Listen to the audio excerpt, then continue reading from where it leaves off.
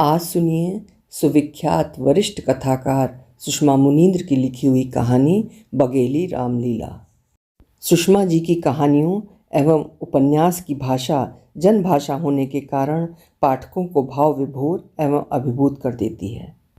प्रस्तुत है उनकी कहानी मेरी जुबानी। मैं हूँ सीमा सिंह। रंगपुर की बघेली रामलीला का अब तक का ये पहला रावण है जिसे लोगों ने इतना पसंद किया। प्राप्त ख्याति के चलते वो अक्सर भूल जाता है। दरअसल उसका नाम लंकेश नहीं पूजा राम पांडे है। वार्षिक रामलीला के आरंभ होने से पहले जब एक बार स्थानीय टीवी चैनल ने उस पर कार्यक्रम किया और अखबार के स्थानीय संस्करण में तस्वीर के साथ उसका साक्षात्कार प्रकाशित हुआ, तब लोगों ने जाना जो लंकेश के तौर पर चिन्हित होता है उसका वास्तविक नाम पूजा राम पांडे है। लोगों ने जाना, लेकिन वास्तविक नाम उन्हें याद नहीं रहा, क्योंकि लंकेश नाम का प्रभाव प्रबल था। लोग उसे कहीं भी देखते ही कहते, देखो लंकेश जा रहा है। वो जब भी बैंक जाता उसका काम प्राथमिकता में तय किया जाता कि ये रंगपुर का गौरव लंकेश है। रंगपुर की 3-4 बाइक और 2 कारों के पीछे सुवाच्य अक्षरों में लिखा गया, रावण जाहिर करता है यहाँ रावण के कितने फैन मौजूद हैं। उसने एक बाइकर से पूछ लिया, रावण क्यों लिखा है?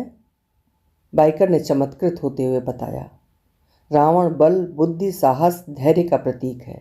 बघेली रामलीला में इन दोनों जो रावण है वो इतना प्रभावशाली है कि मैं उसका फैन बन गया हूँ। उसकी इच्छा हुई थी कहे, बल बुद्धि साहस धैर्य का पुंज तुम्हारे सामने खड़ा है, पर बाइकर उसे फरेबी समझ लेगा, क्योंकि उसकी पहचान वो खुद नहीं उसका मेकअप है। लेकिन बाइक पर रावण लिखा देखकर उसकी लंबी भुजाओं में जोश भर गया था। रावण रामायण का खल पात्र है, इसलिए दर्शक आम तौर पर उससे प्रभावित नहीं होते हैं। प्रभावित या भावुक होकर उसे सम्मान राशि देने की उदारता नहीं दिखाते हैं। सम्मान राशि राम भरत लक्ष्मण जैसे पूजनीय पात्रों को दी जाती है। संचालक माइक पर ससम्मान बताता है, आदरणीय निर्वाण भैया निवासी स्नेही ने राम को 1001 रुपये की सम्मान राशि भेंट की है। बघेली के रामलीला मंडली उनका वंदन अभिनंदन करती है। वो अपने अभिनय और अट्टहास से दर्शकों का ध्यान खींचने में सफल रहा, उसके लिए यही पुरस्कार है। पूजा राम बघेली रामलीला मंडली से 1975 के आसपास जुड़ा। वानर सेना का वानर, निशाचर सेना का निशाचर, अशोक वाटिका का माली बनने से लेकर लंकेश तक का सफ़र तय करते हुए मंडली उसका जीवन जगत बन गई है। रंगपुर में बघेली रामलीला मंडली का ऐसा प्रभुत्व है कि अन्य मंडली पूरी तरह नहीं जम पाती। रामलीला का मंचन आश्रम के विस्तीर्ण भूभाग में होता है। आश्रम का 3 एकड़ का विस्तार किसी किस्म का कब्जा नहीं है। आश्रम की संकल्पना करने वाले अवध बिहारी जब यहाँ बसे भूमि की कोई कीमत नहीं थी। भूमि कम, पेड़ पौधे अधिक नजर आते थे। जिसे जहाँ बसना हो जंगल साफ कर बस जाता था। अब आश्रम का बाजार मूल्य करोड़ों में है। बघेली रामलीला मंडली का आरंभ अवध बिहारी के पुत्र छैल बिहारी ने किया था। अब छैल बिहारी के पुत्र बांके बिहारी महंत की पदवी ग्रहण कर आश्रम प्रमुख की गद्दी पर बैठते हैं। भारत में रामलीला 11वीं शताब्दी के पहले से होती आ रही है। बघेली रामलीला ने इस परंपरा को रंगपुर का विशेष अवसर बना दिया है। मंडली से जोड़ने को पूजा राम बहुत बड़ा अवसर मानता है। आश्विन मास के शुक्ल पक्ष की प्रथम तिथि से आरंभ होने वाले शारदीय नवरात्रि के 9 दिन उसे बचपन से लुभाते रहे हैं। चारों ओर बढ़ जाती चहल पहल उसे ऊर्जा से भर देती। 9 दिन मानो एक अलग दुनिया बना देते हैं। दशहरे के बाद थम जाती चहल पहल उसे अभाव की तरह लगती, जैसे दिनचर्या में कोई खोट आ गया है। उसके गृहग्राम बहुती में स्कूल के मैदान में रामलीला होती थी। लोग घरों से आसन बैठकी बोरा फट्टा ले आते। आगे बैठने के लिए दंगल होता।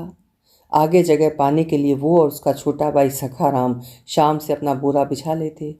कोई उनका बोरा हटाकर अपना बिछाने लगता तो हुमक कर लड़ते। ठंड का आगाज कराती रातें 12-1 तक हिम शीतल होने लगती, पर रामलीला का लगाव उठने न देता। मंच पर हनुमान का आगमन होते ही वो और सखाराम हाथ लहराकर शक्ति भर कंठ फाड़कर जय श्री राम उच्चारते। पुकार मंच तक पहुंची कि नहीं पहुंची, पर दोनों भाइयों को एक दो बार वानर सेना में वानर बनने का अवसर मिल गया। मुंह में लाल रंग पोत, नकली मूछें लगा, लाल लंगोट पहन, गदा उठाकर एक परिधि में गोल गोल चक्कर लगाते हुए वानर जय श्री राम कहते।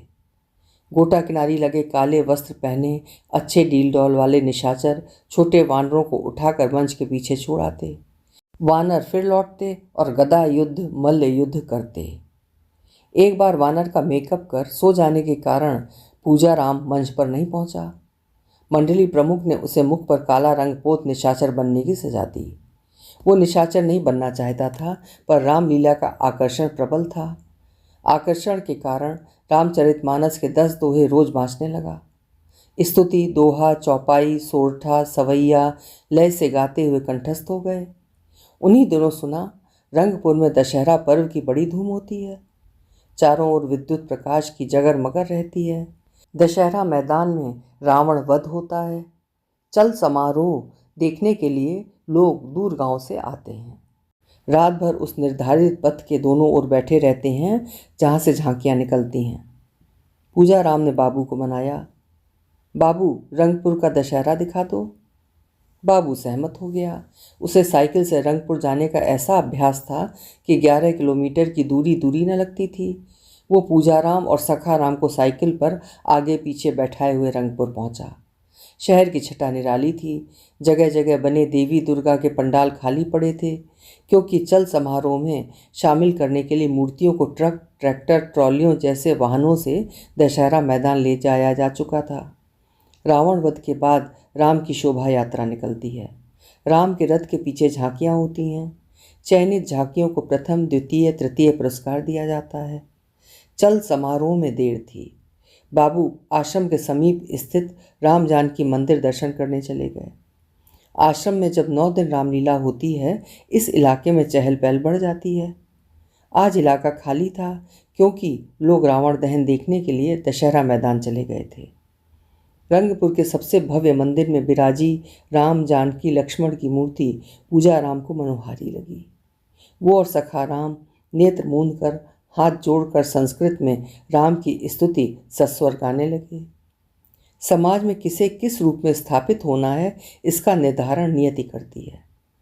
पूजा राम की नियति बघेली रामलीला से जुड़ने की थी। प्रक्रिया बिना अड़चन के इस तरह होती गई जैसे तयशुदा थी। मंदिर में उपस्थित आश्रम के 2 सदस्यों जटाशंकर और बिगुल का ध्यान स्तुति की ओर गया। सदा स्वर, शुद्ध उच्चारण, स्वरूप मान 2 किशोर।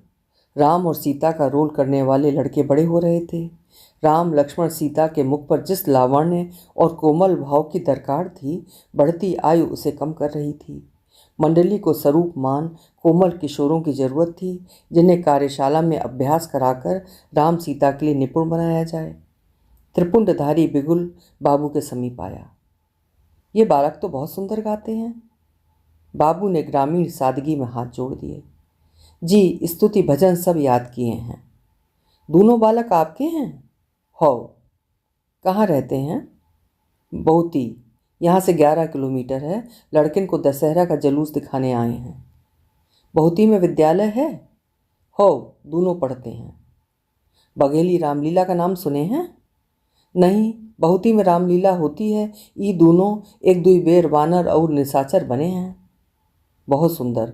बेटा, तुम्हारा नाम क्या है? पूजा राम। ये मेरा छोटा भाई सखा राम है। तीसरा भाई आभा राम बहुत छोटा है, इसलिए उसे नहीं लाए। पूजा राम ने अपनी सरलता में तीनों भाइयों का उल्लेख कर दिया। तीनों के नाम बहुत सुंदर हैं, जैसे रामलीला के लिए ही रखे गए हैं। हमारी रामलीला में काम करोगे? पूजा राम ने उम्मीद से बाबू को देखा। बाबू के चेहरे पर कोई भाव नहीं था। बोला, हम बहुती में रहते हैं, रंगपुर में कैसे रहेंगे? हमसे नहीं होगा। हमें राम और सीता की ज़रूरत है। आश्रम में कार्यशाला चलती है। अभिनय करना, संवाद बोलना सिखाते हैं। पहले छोटे रोल देते हैं, तब बड़े रोल देते हैं। पूजा राम को बहुती में राम बनने वाला लड़का असाधारण लगता था। इच्छा हुई तत्काल पीत वस्त्र धारण कर राम बन जाएं, लेकिन बाबू निराश कर रहे थे। बताए तो हम बहुती में रहते हैं। आश्रम में बालकों के रहने की व्यवस्था हो जाएगी। 8-10 कमरे हैं। महंत जी के कुछ चेले रहते हैं। इनका स्कूल में नाम लिखा देंगे। आप आते रहना, बहुत ही कौन दूर है। पूजा राम ने अधीरता में बाबू की भुजा झंझोड़ डाली। बाबू, मुझे रामलीला अच्छी लगती है। पूजा राम के उत्साह में बिगुल को संभावना दिखी।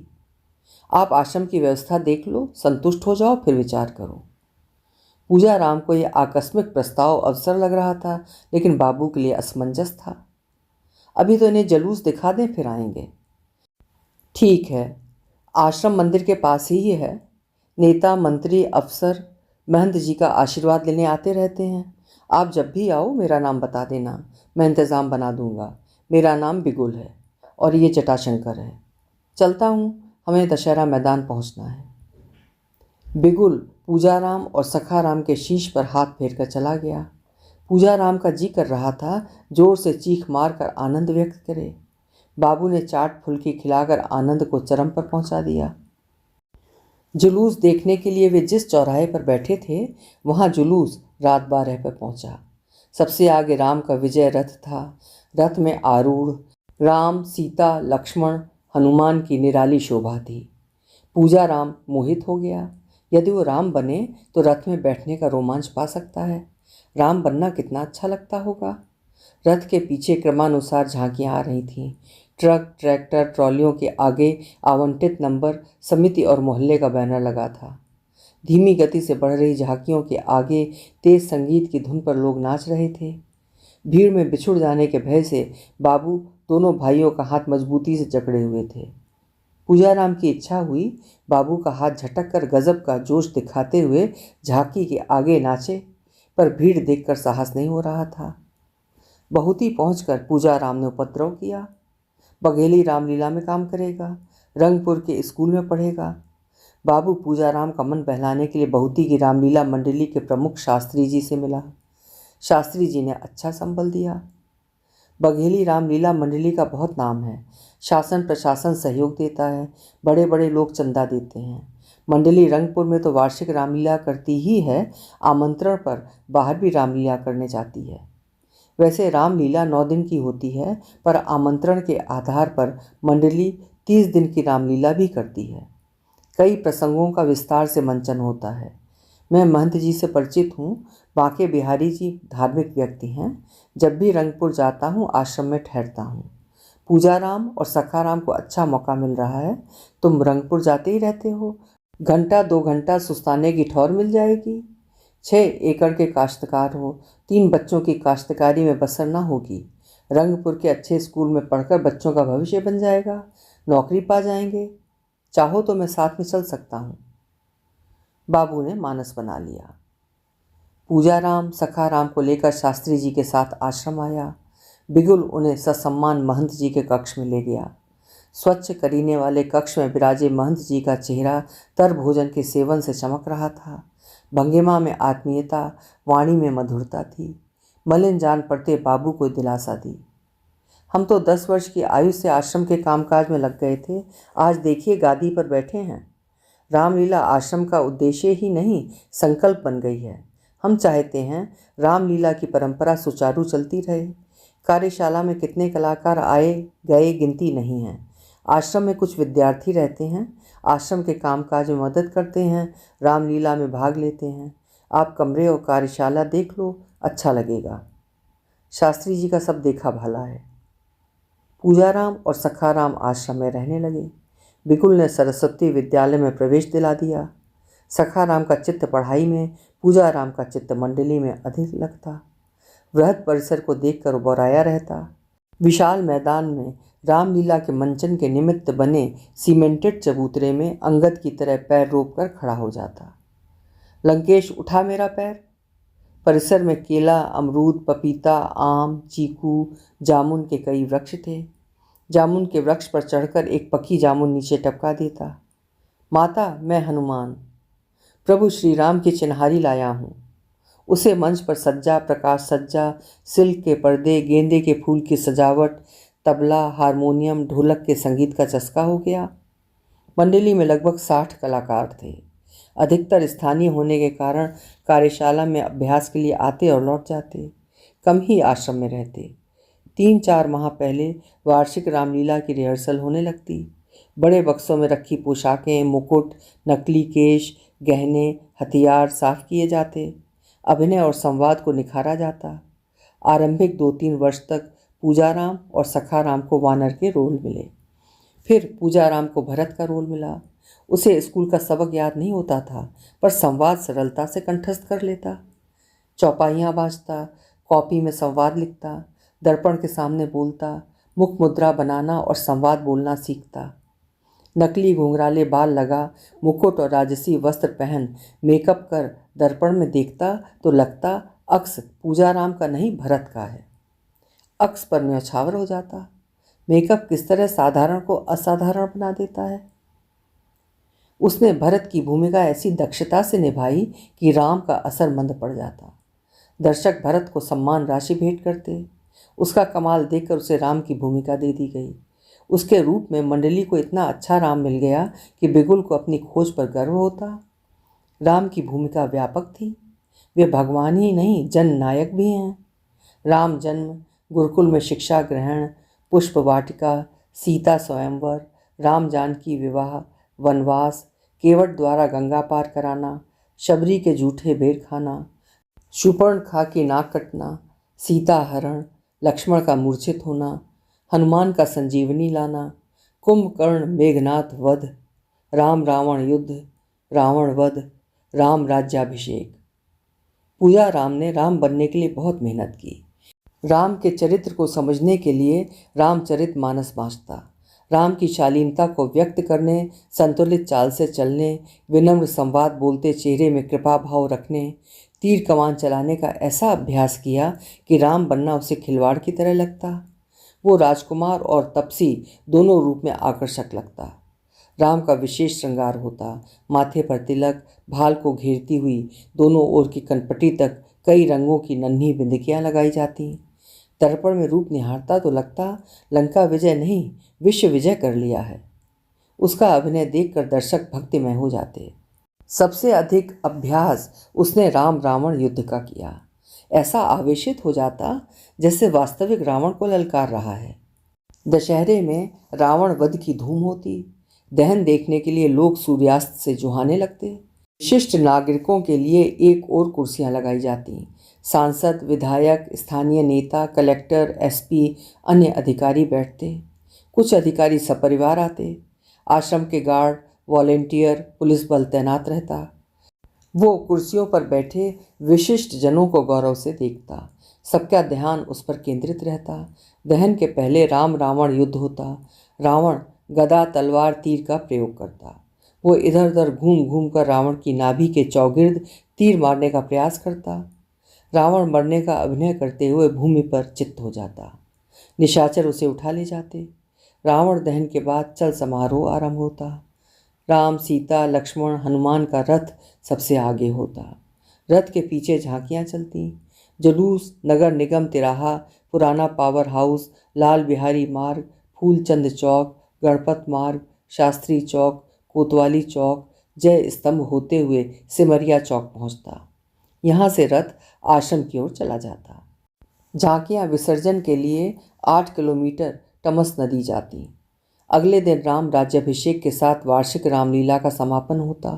सम्मानित लोग परंपरा अनुसार राम का तिलक कर आरती उतारते। कुछ लोग चरण छूते। उसे तलवों में गुदगुदी महसूस होती, लगता गगन छू लिया है। उसके साथ 2 साल तक गोप सीता बना। इस दौरान गोप का कद पूजाराम से लंबा हो गया। लंबे कद के कारण गोप सीता के लिए उपयुक्त न रहा। बिगुल ने सखाराम को बुलाया। सखाराम, तुम पूजाराम से अधिक स्वरूपमान हो, सीता बनो। सखाराम की रुचि पढ़ाई में थी। देखता था पूजाराम देर रात तक रामलीला करता है, दिन में सोता है, शाम 4 बजे से सजने लगता है, स्कूल नहीं जाता, रामलीला के लिए बाहर जाता है, तब कई दिन स्कूल नहीं जाता। सखाराम को लगा उसके सामने कोई इम्तिहान खड़ा हो गया है। गुरुजी, मैं पढ़ना चाहता हूँ, रिहर्सल में कई महीने लग जाते हैं। सीता का रोल किस्मत से मिलता है, जो सुंदर हो उसे ही दिया जाता है। नहीं कर पाऊंगा। अधिक नहीं करना है, राम के पार्श्व में बैठे रहना है। सीता हरण के अलावा सीता के संवाद बहुत कम हैं। नहीं कर पाऊंगा। बिगुल ने सखाराम को प्रवृत्त करने का भार पूजाराम पर डाल दिया। पूजाराम ने यथार्थ कहा, सखा तुम सीता नहीं बनोगे तो हो सकता है मंडली वाले मुझे भी बाहर का रास्ता दिखा दें। मैं रामलीला और आश्रम छोड़ना नहीं चाहता। बहुत ही में मोटा अनाज खाते थे, यहाँ अच्छा खाना मिलता है, अच्छा स्कूल है। वैसे भी 1-2 साल में तुम्हारा कद बढ़ जाएगा, सीता बनने के लायक नहीं रहोगे। ये 2-3 साल पढ़ाई के लिए बहुत ज़रूरी हैं भाई। पढ़ाई हो जाएगी। सखाराम सीता बनकर ऐसा लावण्यमय लगता था कि रावण बनने वाले 35 साल के जीवन, जिसने अपना नाम जीवन से जानी कर लिया था, ने सीता स्वयंवर के मंचन के पहले कहा था, सखाराम यदि मेरी शादी ना हुई होती और तुम कन्या होते तो मैं शर्तिया तुमसे शादी करता। सुनकर सखाराम अनमयस्क हो गया, जबकि बिगुल ने हंसते हुए कहा, फर्राटा साइकिल चलाते हुए स्कूल जाते हो, धीमे चलो, दुर्घटना हो गई तो इतनी जल्दी दूसरी सीता नहीं मिलेगी। मंचन देर रात तक चलता, कलाकार दिन में सोते। जिस दिन सखाराम का रोल ना होता स्कूल चला जाता, लेकिन व्यस्तता के कारण होमवर्क पूरा न कर पाता। क्लास में नींद आती। क्लास में उसे सोता देखकर सर ने भर्त्सना की, क्लास में सोते हो, रात में क्या करते हो, क्लास के बाहर जाकर सो जाओ। कह न सका कि सीता बनता हूँ। सहपाठी सीता माता कहकर उपहास करेंगे। चुपचाप क्लास से बाहर चला गया। चल समारोह में रथ पर बैठकर आशंकित रहता कि सहपाठी पहचान ना लें। 2 सहपाठियों ने पहचान लिया। वो दिन उसके लिए मन मुताबिक बिल्कुल नहीं था। आश्रम पहुंचकर उसने सुबह देर तक अपनी नींद पूरी की। बिगुल ने बुलाकर कहा, शोभा यात्रा में तुम्हारा व्यवहार सही नहीं था। सपन, जो हनुमान की भूमिका में रथ पर सवार था, ने बताया तुम पूजाराम से कह रहे थे बरसात में सड़क बहुत खराब हो गई है, रथ में धक्के लग रहे हैं। सुनो, शोभा यात्रा में वार्ता मत करो, असर कम होता है, श्रद्धा कम होती है। तुम्हें गरिमा बनाए रखते हुए सामने देखना चाहिए। तुम पर लोगों की नज़र होती है, लोग प्रणाम करते हैं। उसे लगा बगावत कर, संयम भूलकर इसी क्षण आश्रम तज दे। बिगुल पाबंदी लगाकर उसे बंदी की तरह रखना चाहता है। पूजाराम ने बिगुल को भरोसा दिया, आगे से गलती नहीं होगी। सखाराम व्याकुल मन लिए स्कूल पहुंचा। सहपाठी स्वागत में तैयार मिले। सीता माता साइकिल पर सवार चली आ रही हैं। फिर तो विद्यालय परिसर में कहीं ना कहीं सीता माता सुनाई ही दे जाता। वो सबकी नज़रों से ओझल हो जाना चाहता रातों रात कद बढ़ जाए तो सीता ना बनना पड़े। भगवान ने अरज सुन ली। बिगुल ने सूचित किया, सखाराम तुम्हारा कद पूजाराम के बराबर हो गया है, सीता को सुकुमारी लगना चाहिए, तुम लक्ष्मण बनोगे। सखाराम ने स्पष्ट कहा, लक्ष्मण नहीं बनूंगा। पहले जो राम बनता था मंदोदरी बनने लगा है, तुम्हें तो लक्ष्मण बना रहा हूँ। मुझे कॉलेज में एडमिशन लेना है, पढ़ाई और रामलीला एक साथ नहीं हो पाती। अरे, रामलीला से लोग ऐसी लगन लगा लेते हैं कि छोड़ना नहीं चाहते। जो लोग किसी रोल के लायक नहीं रहते, मंच सज्जा कलाकारों के मेकअप जैसे काम करने लगते हैं। मुझे पढ़ाई पूरी कर नौकरी करनी है, अकेले बाबू कब तक घर संभालेंगे। सखाराम ने मंडली छोड़ दी। स्नातक के बाद डाक विभाग में बाबू बन गया। पूजाराम ने राम की भूमिका 8 साल की। ये वर्ष शगुन की तरह थे, मानो चिर कामना पूरी हो रही हो। नहीं सोचता था कि मोह भंग की स्थिति बनेगी। बिगुल वही कह रहा था जो अब तक कहता रहा था, पर पूजाराम को लगा अफवाह बता रहा है। पूजाराम, अब तुम राम नहीं बनोगे। क्यों गुरुजी? तुम्हारी उम्र बढ़ गई है। रामचंद्र का चेहरा मुलायम होना चाहिए कि लोगों में उनके प्रति आदर के साथ दुलार का भी भाव जागृत हो। उसे साफ लगा पदवी छीनी जा रही है। सखाराम लंबे कद के कारण सीता बनने के योग्य नहीं रहा। ये चेहरे की मुलायमियत खत्म होने के कारण राम नहीं बन सकता। अच्छा तो कर रहा हूँ गुरुजी। उम्र के बढ़ने को नहीं रोका जा सकता। जो इन दोनों मंदोदरी बनता है, पहले राम बनता था। तुम जैसे कलाकार को मंडली खोना नहीं चाहती, कैकेयी बनोगे। पुरुष से स्त्री, जननायक से खलनायिका, जिसे जनमानस का धिक्कार ही मिलता है। रामलीला देखने आई भावुक स्त्रियां वनवास प्रसंग पर कैकेयी को धिक्कारते हुए रोती हैं। राम के बाद कैकेयी बनना अवनति ही नहीं, अपमान है, वर्चस्व पर प्रहार। मैं स्त्री पात्र नहीं बनना चाहता। महत्वपूर्ण रोल है। कैकेयी ना होती तो राम कथा आगे ना बढ़ती। कैकेयी बनो, फिर कुछ सोचते हैं। इच्छा हुई सखा राम की तरह मंडली छोड़ दे, पर रामलीला उसका मकसद बन गई थी। उसने नए सिरे से तैयारी की। मुख पर स्मित कृपा भाव रखता था, अब आक्रोश, घृणा, ईर्ष्या के भाव रखने का अभ्यास किया।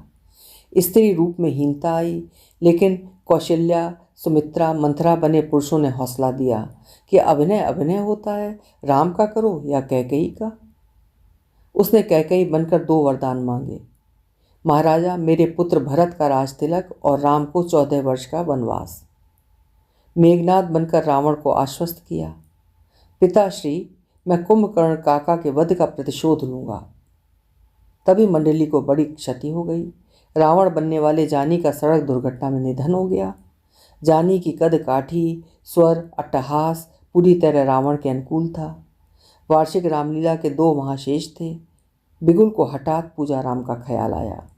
पूजा राम रामलीला को अपना अभीष्ट मानता है। छोटे रोल में इसकी प्रतिभा, संभावना नष्ट हो रही है। प्रतिभा का भरपूर उपयोग राम की भूमिका में हुआ, अब रावण की भूमिका में होना चाहिए। मन मुताबिक कद, काठी, वजनदार आवाज़ है, अट्टहास सीख लेगा। पूजाराम, तुम रावण बनोगे? बिगुल की पेशकश ने पूजाराम को विमूढ़ कर दिया। राम के किरदार से मानसिक रूप से विलग नहीं हुआ है। कैकेयी मेघनाद के किरदार से जुड़ा नहीं है। अब रावण को सिर्फ और सिर्फ भर्त्सना मिलती है। गुरुजी, मुझसे ना होगा, तुम ही से होगा। राम के रोल में आयु सीमा होती है, रावण के लिए नहीं होती। तुम किस्मत वाले हो कि राम के अनुरूप थे, रावण के भी अनुरूप हो। तुम राम जानकी मंदिर में मुझे मिले, इसे संयोग मानता हूँ, वरना तुम्हारा टैलेंट लोगों तक ना पहुँचता। मैं रावण जैसा अधम नहीं बनना चाहता। रावण की ये गलत व्याख्या है। किसी दिन महंत जी से उसके चरित्र को समझ लो, रावण के प्रशंसक बन जाओगे। संध्या आरती के बाद बिगुल उसे महंत जी के कक्ष में ले गया। महंत जी ने उसके भय, भ्रम, भ्रांति का निवारण किया। पूजाराम, तुम्हें रावण का चरित्र समझाता हूँ। राम रावण युद्ध 2 संस्कृतियों का युद्ध था। मंच पर मेकअप तुम्हारी पहचान होती है। लोग तुम्हें नहीं, पात्र को पूजते या कोसते हैं। मेकअप के बिना तुम राम या रावण नहीं, पूजा राम हो। रावण का अभिनय राम से कठिन है, वही कर सकता है जो सच्चा कलाकार है। पर गुरुजी, पर का समाधान बताता हूँ। रावण ने राम कथा को रोचक बना दिया है। ये विरोधाभास ना होता तो राम कथा आगे ना बढ़ती। राम के बाद दूसरा प्रमुख पात्र रावण ही है। सुनो, राम ब्राह्मण, विद्वान, वीणा वादक, छंद रचने वाला कवि था। दूरदृष्टि रखता था, ब्राह्मणत्व को याद रखता था। तुमने रामचरितमानस कई बार पढ़ी है।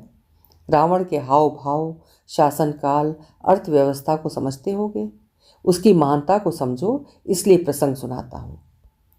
नाक कटने के बाद जब शूर्पणखा लंका आई, रावण की सभा लगी थी। शूर्पणखा ने सभा में आर्तनाद करते हुए नाक कटने, खरदूषण के मारे जाने की सूचना दी। रावण ने तत्काल सभा बर्खास्त कर दी। रात में उसे नींद नहीं आई कि खरदूषण जैसे विशालकाय, शक्तिशाली योद्धाओं को नारायण के अतिरिक्त कोई नहीं मार सकता। राम निश्चित ही नारायण के अवतार हैं। राम के हाथों मरने से मोक्ष प्राप्त हो सकता है, पर वे अकारण नहीं मारेंगे। उनसे बैर करना पड़ेगा कि वह मारने को बाध्य हों। रावण ने बैर करने के लिए सीता का हरण किया।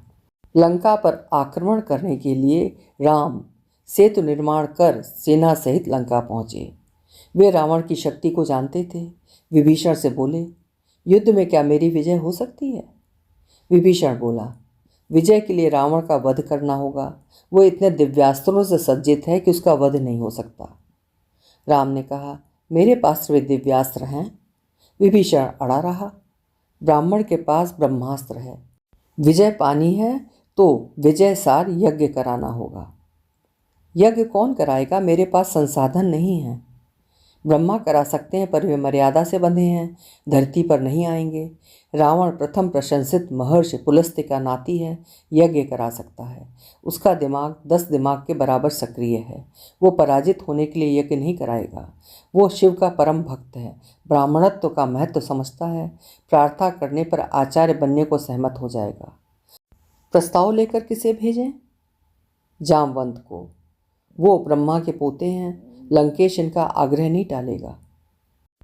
जामवंत जब लंका पहुंचा, रावण की कचहरी लगी थी। युद्ध से पहले जरूरी मसले निपटाना चाहता था। रावण ने जामवंत को प्रणाम किया। कैसे आना हुआ? जामवंत बोला, मैं लंकेश से नहीं, ब्राह्मण रावण से अपनी बात कहूँगा। विश्राम करो, कचहरी के बाद मिलता हूँ। कचहरी के बाद जामवंत ने उद्देश्य कहा, प्रभु राम विजयसार यज्ञ कराना चाहते हैं, आप पुरोहित बनो। मनोनुकूल प्रस्ताव रावण ने स्वीकार कर लिया। अस्वीकार करना पुरोहित को शोभा नहीं देता। यज्ञ कराना मेरा धर्म है, मुहूर्त निकालो। सुबह 5:30 बजे का मुहूर्त है। यज्ञ में लगने वाली सामग्री की सूची बना दो। तपस्वी समुचित सामग्री एकत्र नहीं कर पाएंगे, सामग्री मैं लाऊंगा। यजमान का अनुष्ठान पूर्ण हो, ये दायित्व पुरोहित का भी होता है। कोई भी यज्ञ पत्नी के बिना पूर्ण नहीं होता। चूंकि यजमान अविवाहित, विधुर, परित्यक्त, सन्यासी नहीं है, इसलिए पत्नी का होना आवश्यक है। मैं सीता को लाऊंगा। इतना कहकर महंत कुछ क्षण चुप रहे। पूजाराम को देखा, वो दत्त होकर प्रसंग सुन रहा था। सीता देवी आई? हाँ। रावण ब्राह्मणत्व को कभी नहीं भूलता था। सीता के पास अशोक वाटिका जब भी गया, मंदोदरी बहुओं दासियों को ले गया, अकेले कभी नहीं गया। सीता को लेने मेघनाद को भेजा। समुद्र के किनारे यज्ञशाला बनी। राम ने बालुका से शिवलिंग बनाया। तेजस्वी रावण यज्ञ स्थल पर जिस दिशा से आया, उसके ब्राह्मणत्व के तेज से वो दिशा प्रकाशमान हो गई। मेघनाद सीता को ससम्मान रथ पर लाया। रावण राम से बोला, धर्म पत्नी को पार्श्व में बैठाइए, मैं सामग्री लाया हूँ। रावण ने यज्ञ कराया। दिव्यास्त्र प्रकट हुआ। रावण बोला, यजमान इसे ग्रहण करो, इसके संहार से निशाचर सेना व्याकुल हो जाएगी। दूसरा दिव्यास्त्र प्रकट हुआ, इसके संहार से मेरी विद्या नष्ट हो जाएगी। तीसरे दिव्यास्त्र से मेरा वध होगा। यज्ञ पूर्ण होने पर राम बोले, आचार्य दक्षिणा में क्या लेंगे? रावण बोला, इस समय आप वनवासी हैं, दक्षिणा मांग कर संकट में नहीं डालूंगा। मांग लीजिए, जब संभव होगा दे दूंगा। हाँ, पुरोहित को दक्षिणा देने का विधान है। मेरे अंतिम समय में यजमान मेरे सम्मुख उपस्थित रहें, यही मेरी दक्षिणा होगी। समझे पूजाराम? राम रावण युद्ध दो संस्कृतियों का युद्ध है। राम जानते थे रावण महान है। वे उसकी महानता को यज्ञ के माध्यम से सबके सम्मुख प्रकट करना चाहते थे। रावण सचमुच महान था। अपनी मृत्यु का इंतजाम कर लिया, लेकिन ब्राह्मणत्व को नहीं छोड़ा। महंत चुप हो गए। कक्ष में सम्मोहन। महंत ने मंत्रमुग्ध पूजाराम से आहिस्ता से पूछा, क्या सोच रहे हो? रावण के प्रभाव और प्रताप ने घेर लिया है। मानसिक तैयारी करो, इसीलिए कथा सुनाई। राम का रोल बहुतों को मिल सकता है, जबकि रावण के लिए कद्दावर होना चाहिए। महंत जी, इस प्रसंग का मंचन क्यों नहीं होता? रावण को महान दिखाने का रिवाज नहीं है, लोग स्वीकार नहीं करेंगे। जो प्रचलित है उसे ही स्वीकार करते हैं। महंत जी ने समझाया। पूजाराम ने रावण की चेष्टाओं को सीखने के लिए मेहनत की, विपरीत व्यवहार सीखा। तब राम की शालीनता सीखी थी, अब रावण की उग्रता सीखी। राजहंस की तरह संतुलित चाल से चलता था, अब तबला मजीरे से संगत कर भूमि पर कदम रोकते हुए पैर पटकता चलता। मुख पर स्थित मुस्कान रखता था, अब अट्टहास करता। बॉडी लैंग्वेज से कृपा और करुणा व्यक्त होती थी, अब हुंकार भरकर पराक्रम और अहंकार व्यक्त करता। पीत वस्त्र पहनता था, अब काले कपड़े पहनता। 9 सिर वाला वजनी कंटोप धारण करता। रावण के चरित्र का प्रतीक बन गए अट्टहास का ऐसा अभ्यास किया कि अट्टहास उसकी प्रसिद्धि बन गया। गत्ते की तलवार, हल्के वजन की गदा को ऐसे उठाता मानो बहुत बड़ा भार उठा रहा है। राम का मेकअप सादा और शालीन होता था, अब भारी मेकअप करता। चेहरे में दर्प और दुष्टता दिखाने के लिए काजल या काली पेंसिल से भौं को मोटी बनाता। आंखों को विशाल और बर्बर दिखाने के लिए मोटा काजल लगाता। आधे चेहरे को घेरती हुई घनी मूछ लगाता। व्यवहार में अहंकार को कायम रखने के लिए लोगों से बहुत कम बोलता। भारी आवाज़ में संवाद बोलने के अभ्यास के कारण लोग उसे अहंकारी समझ लेते। रावण के चरित्र को जीते हुए उसे खुद भी लगने लगा वो पूजाराम नहीं, लंकेश है। सीता स्वयंवर, शूर्पणखा का आर्तनाद, सीता हरण, अंगद और हनुमान का लंका आना, कुंभकर्ण, मेघनाथ वध, राम रावण युद्ध में ऐसा अभिनय किया कि कई लोग रावण के प्रशंसक बन गए। सीता स्वयंवर में जांघ पर हाथ मार हुंकार भर धनुष को ऐसे दबाता जैसे किसी के पैर दबा रहा है। दर्शकों की हंसी के बीच किसी की आवाज़ आती, रावण धनुष तोड़ने का बूता तुझमें नहीं है, राम को तोड़ने दे। सीता हरण में ललकार कर कहता, सीता तू मेरे कब्जे में है। किसी की आवाज़ आती, सीता मैया का अपहरण कर नरक में जाएगा अधम। राम रावण युद्ध में चुनौती देता, राम बात ना कर रण कर। कहीं से आवाज़ आती, मरना तो तुझे है रावण। अहंकार किसी का नहीं बचता। रावण दहन के बाद उसकी भूमिका खत्म हो जाती। कुछ बार मेकअप उतारकर मूर्ति विसर्जन देखने टमस नदी गया। कुछ उत्साही लोग मूर्ति को थामकर पानी में उतर जाते। हर साल एक दो लोग डूब जाते। विसर्जन होते होते भोर होने लगती। वो लौटकर सो जाता।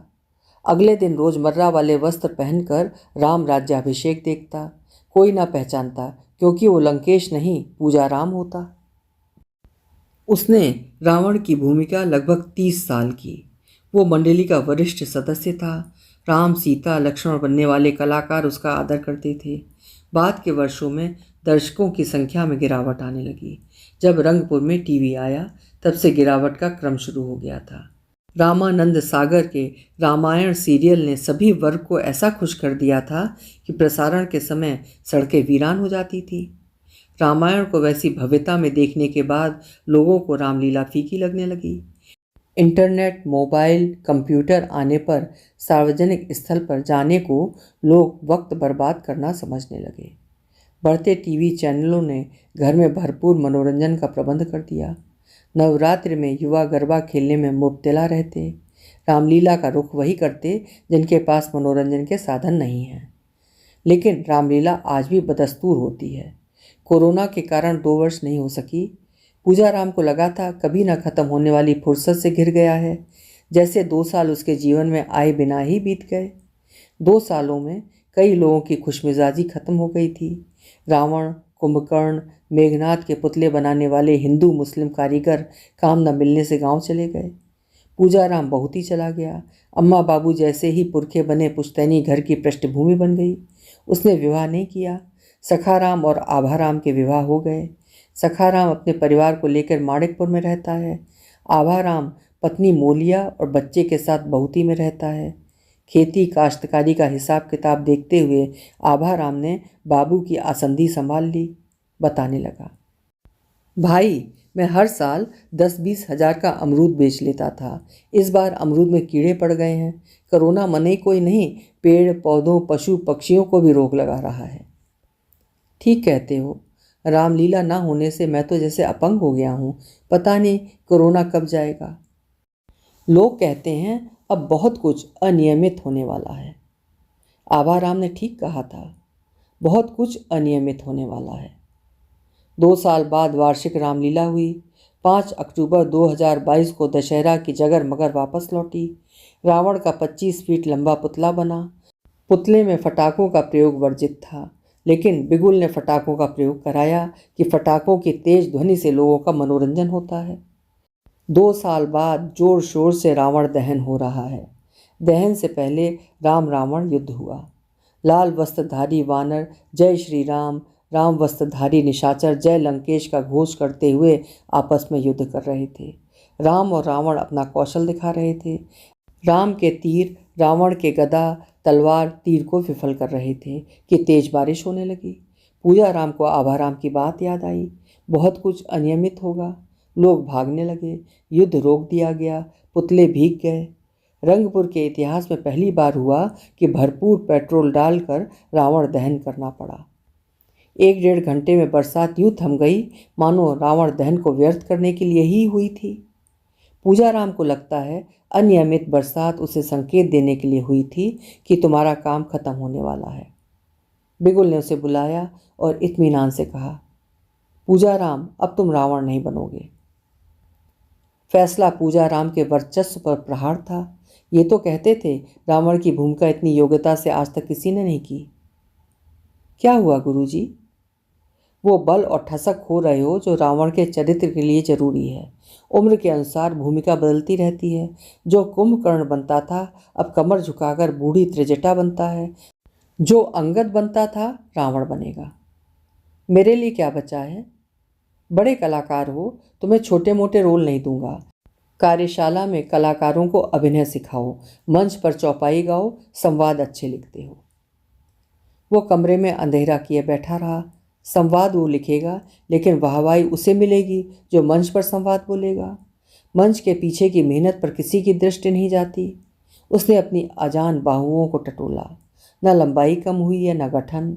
वो पहला रावण है जिसने लोगों का दिल जीता है। लोग वाहन में रावण लिखते हैं। मोह भंग, निष्कासन। आश्रम का दाना पानी, कपड़ा लत्ता, ओढ़ना बिछाना अब भाग्य में नहीं है। बिगुल को इत्तला दिए बिना बहुत ही चला आया। यहाँ भी धारणाएं बदली हुई थी। घर में ना रहो तो अधिकार खत्म हो जाता है। संबंधी फरेब रचने लगते हैं। संबंध गलतफहमी की तरह हो जाते हैं। आभाराम उसका भाई नहीं, मोलिया का पति जान पड़ता था। पूजाराम तड़के जैसे खेत जाने को उद्धत हुआ, आभाराम ने निषेध कर उसे अतिथि बना दिया। भाई आराम करो, कुछ दिन को तो आए हो। अब यहीं रहूंगा, बहुत हुई रामलीला। राम और रावण बनने के बाद मुझसे केवट या त्रिजटा न बना जाएगा। मोलिया को यही संशय था कि पूजाराम बसने आ गया है। 2 दिन न टिकता था, अब महा पूज रहा है। वो अरुचि दिखाकर उसकी विश्रांति भंग करने लगी। पूजाराम अभिप्राय समझ रहा था, पर कोई राह ठौर सूझ न रही थी। ओसारी में लगी मसहरी में पड़ा राम की कालिमा को निहार रहा था। आभाराम का 8 साल का बेटा लाला आकर खटिया पर बैठ गया। सो गए ताऊ? नहीं, सबक कर लिया लाला? हाउ ताऊ, तुम रंगपुर क्यों नहीं जाते? क्यों पूछ रहे हो? अम्मा कहती है क्यों नहीं जाते। क्या यहाँ लंका दहन करोगे? रावण नहीं बनाते हैं तो वैद्य सुषेण बन जाओ। लक्ष्मण को शक्ति लगे इलाज कर देना। सो जाओ लाला, सुबह स्कूल जाओगे। मंडली वाले रावण बनने नहीं दे रहे हैं। यहाँ पूजाराम बनकर रहने नहीं दिया जाएगा। शगुन वाले दिन देखे, अब जेठ को भयाऊ अर्थात छोटे भाई की पत्नी से दूरी बनाकर रहना चाहिए। जैसे निर्देश के साथ उसारी में उठना बैठना पड़ रहा है। वो जिस परिवार का सदस्य था, अम्मा बाबू के पुरखा बनते ही वो परिवार खत्म हो गया। आभाराम का परिवार उसे सदस्य नहीं अतिथि मानता है, जिसे अब चले जाना चाहिए। रामलीला में राम नाभि में तीर मारते थे, मोलिया कलेजे में मारती है। द्वार पर श्वान की भांति पड़े रहने से बेहतर है मंच पर चौपाई गाना। 30 साल रावण बना पर उसकी महानता पर गौर न किया। उसने राम का आचार्य बन अपनी मृत्यु का इंतजाम बनाया। मैं कार्यशाला में कलाकारों को मेकअप करना, अभिनय करना क्यों नहीं सिखा सकता? रावण नहीं बन सकता पर उसकी महानता को जी सकता हूँ। पूजाराम आश्रम लौट आया। सेवाएं देकर मंडली को प्रखर करने लगा। दिल्ली की रामलीला की प्रशस्ति सुनता था, पर व्यापक संसाधन न होने से उस रामलीला से मुकाबला संभव नहीं था। उसने अपने स्तर पर अच्छा यत्न किया। हास परिहास के लिए फिलर की तरह 1-2 जोकर रखे। स्थानीय कवियों को 1-2 गीत या गज़ल गाने का मौका देता। जिंदगी एक किराए का घर है जिसे एक दिन बदलना पड़ेगा। मौत तुझको जो आवाज़ देगी, घर से बाहर निकलना पड़ेगा। जैसी पंक्तियों को दर्शकों की सराहना मिलती। बिगुल की उम्र हो गई है, बीमार रहता है। पूजाराम निर्देशक बन गया है। उसके निर्देशन में बघेली रामलीला मंडली की ख्याति बढ़ रही है। अभी आप सुन रहे थे सुषमा मुनींद्र जी की लिखी हुई कहानी बघेली रामलीला। जीवन जीते हुए व्यक्ति के किरदार बदलते रहते हैं, समय के अनुरूप, भाग्य के अनुरूप। आशा है कहानी आपको पसंद आई होगी। कल फिर मिलेंगे। उच्च कोटि का श्रेष्ठ साहित्य सुनते रहने के लिए मेरे चैनल्स को सब्सक्राइब जरूर करिए। कहानी पसंद आई है तो लाइक भी करिए और साहित्य प्रेमियों से शेयर भी करिए। बहुत बहुत धन्यवाद।